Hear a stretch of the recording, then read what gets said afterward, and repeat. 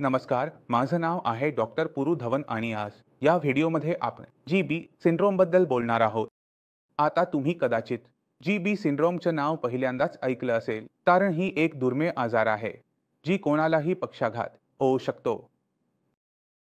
आता हे कशा प्रकारे लकवा करते, का लकवा करते यामागे कारण काय असते, यामध्ये सुधारणा होते का होत नाही, हे सर्व आपण या व्हिडिओमध्ये चर्चा करणार आहोत. तर जीबी सिंड्रोममध्ये हे मानले जाते जेव्हा कधी आपली स्वतःची रोगप्रतिकारक प्रणाली जी आपल्याला संरक्षण देते, बॅक्टेरिया, व्हायरस आणि इतर संसर्गांपासून वाचवते, तीच आपल्या नसांवर हल्ला करायला सुरुवात करते. तेव्हा त्या नसांचे काम करणे थांबते आणि नसांच्या काम करण्यामुळे ज्या भागाला त्या चालवतात तो भाग बंद होतो. हे सहसा पायांपासून सुरू होते. पायांपासून वरच्या दिशेने येते. रुग्णाला चालणे कठीण होते. रुग्णाला झिणझिण्या जाणवतील. सुन्नपणा येईल आणि हळूहळू वाढत जाऊन स्नायूंच्या अशक्तपणात परिवर्तित होईल. नंतर स्नायू हलणे थांबतील आणि रुग्णाचे चालणे, फिरणे सर्व बंद होईल आणि रुग्णाला लकवा येतो. आता जेव्हा आपण हे वाचतो तेव्हा पाहतो की यामागे असे दिसते की सहसा रुग्णाला काही आठवडे आधी कोणत्या तरी प्रकारचा संसर्ग झाला असतो. कधी पोटाचा संसर्ग, कधी छातीचा संसर्ग.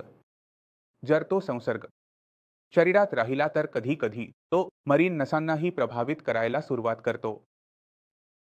पण चांगली गोष्ट म्हणजे यामुळे खूप घाबरण्याची गरज नसते, कारण जीबी सीरममध्ये रिकव्हरी खूप जलद होते.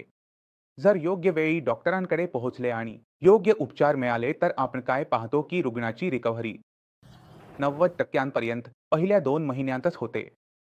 जो सुन्नपणा येत होता तो निघून जातो. जो तुम्हाला चालता येत नव्हता, ताकद जाणवत नव्हती, ती ताकद जाणवायला लागते. खूप कमी असे रुग्ण असतात जिथेही आजारपण लांब जाते आणि ती लांब जाते कारण नर्व्हला कायमस्वरूपी नुकसान होते.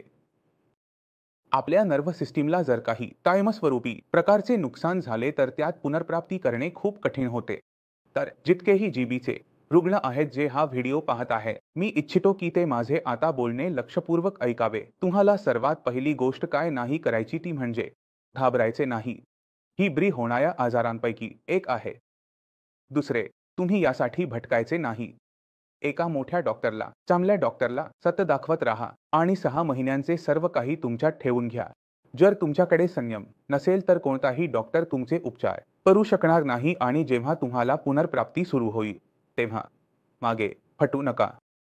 जर तुम्हाला दिसत असेल की तुमच्यात शक्ती येत आहे, चालण्याची ताकद येत आहे, तर त्या उपचारावर टिकून राहा. कितीही कठीण मार्ग असला तरी तुमच्या आहारावर, तुमच्या फेसबुक थेरपीवर खूप लक्ष केंद्रित करा, कारण हे पुनर्प्राप्ती करण्यात मदत करते.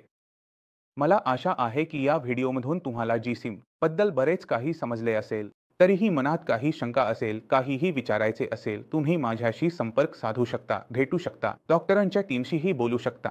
आणि यासह मी तुम्हाला पुढे चालण्याची इच्छा करतो. पुढच्या व्हिडिओमध्ये भेटू. तोपर्यंत नमस्कार.